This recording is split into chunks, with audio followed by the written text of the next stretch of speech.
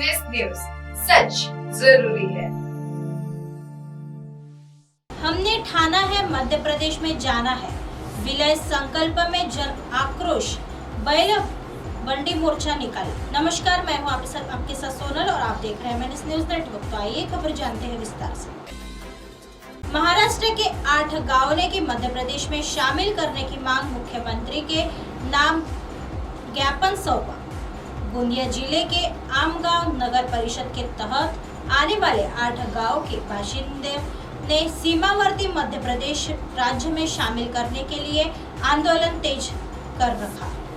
आमगांव, बनगांव, खिड़की पार, मालही, पदमपुर, कुंभारटोली, बिरसी, रिसामा ये गांव महाराष्ट्र राज्य के गोंदिया जिले में है और उनकी मांग है कि उन्हें सीमावर्ती राज्य के साथ विलय कर दिया जाए। 3 मार्च के सामूहिक मुंडन आंदोलन के बाद एक बार फिर मसला गर्मा गया है।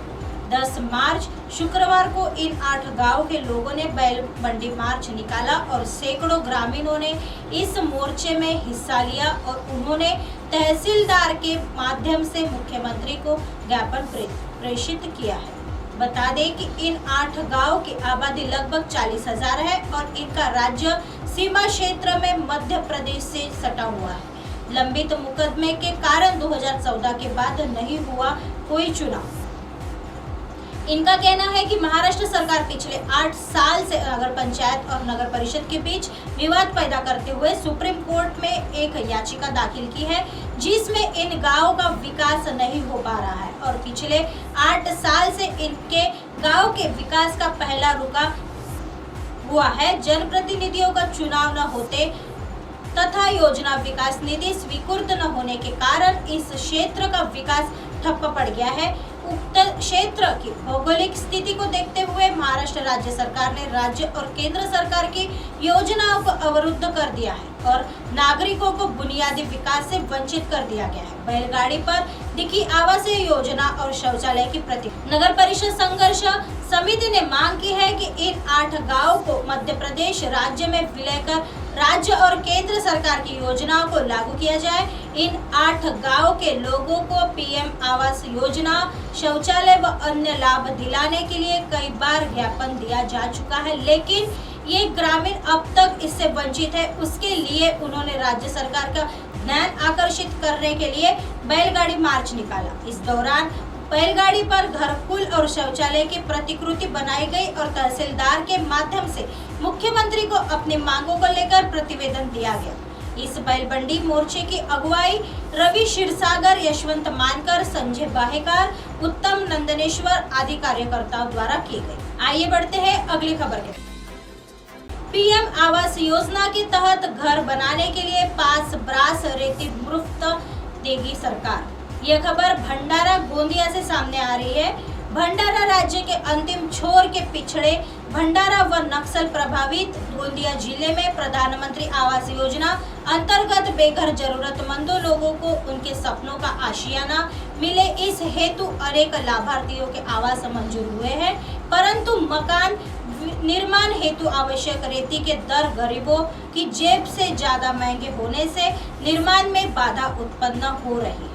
इस गंभीर विषय पर अनेक किसान, मजदूर, आर्थिक तंगहाल लाभार्थियों ने अपनी स्थिति को रखा था। इस मामले पर भंडारा गोंदिया जिले के पूर्व पालक मंत्री डॉक्टर परिणय फुके ने सरकार में महसूस मंत्री राधाकृष्ण विखे पाटिल से भेंट कर ये विषय उनके समक्ष रखा तथा पीएम आवास योजना के लिए दोनों जिलों के लाभार्थियों को ब्रास रेती शासन द्वारा मुफ्त में देने की विनती की थी। पूर्व पालक मंत्री श्री फुके के विषय पर त्वरित महसूल मंत्री ने संज्ञान लेकर दोनों जिलों के जिलाधिकारियों को आदेशित किया है कि वे पीएम आवास योजना के लाभार्थियों को 5 ब्रास रेती मुफ्त में देने का 1-2 दिन में निर्णय लेकर आदेश जारी करें। डॉक्टर परिणय फुके ने इस प्रयास में से अब जल्द ही आवास योजना के लाभार्थियों को 5 ब्रास रेती मुफ्त मिलने का मार्ग प्रशस्त हो गया है, जिससे आ रही दिक्कतें दूर होकर उनके सपनों का आशियाना बनने का कार्य रफ्तार पकड़ेगा। आइए बढ़ते हैं अगली खबर की तरफ।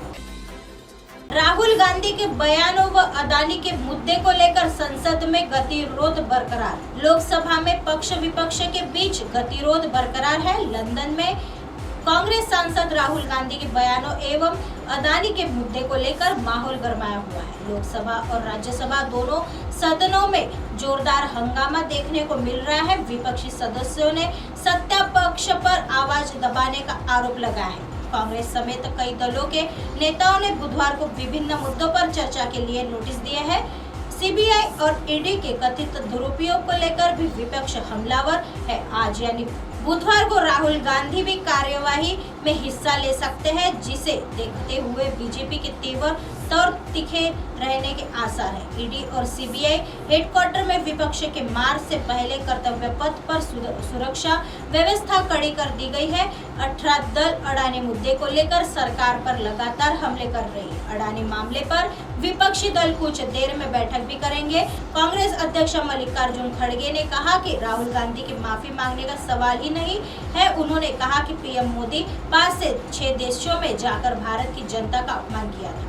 उन्होंने कहा था कि बोलने के आजादी को कमजोर किया जा रहा है। राहुल गांधी ने तो केवल लोकतंत्र की बात की थी। जब लोग डिबेट करते हैं तो अपनी राय रखते हैं। पीएम मोदी ने तो कहा था कि सच बोलने वालों को जेल में डाला जा रहा है। क्या ये लोकतंत्र की हत्या नहीं है?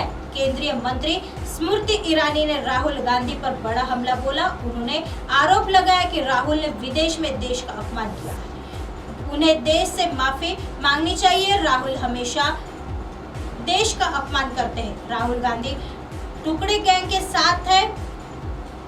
राहुल गांधी ने भारतीय के अधिकार क्षेत्र पर विदेशी ताकत धावा बोले ये आमंत्रण दिया है। विदेशी ताकत देश में आकर भारतीय लोकतांत्रिक परंपरा को छिन्न भिन्न करे, इसका राहुल ने आह्वान किया है। राहुल गांधी ने देश के हर नागरिक जो वोट करने जाता है उसका अपमान है।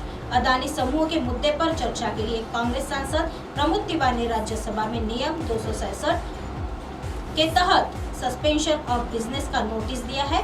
वही कांग्रेस के एमपी मनीष तिवारी ने लोकसभा में कार्यस्थगन प्रस्ताव का नोटिस दिया है। वे संविधान के अनुच्छेद 105 में सांसदों को दी गई अभिव्यक्ति की स्वतंत्रता पर विस्तृत चर्चा चाहते हैं। ऐसी खबरें फिर लेके आएंगे इसी समय इसी जगह। तब तक देखते रहे MNS न्यूज़ नेटवर्क।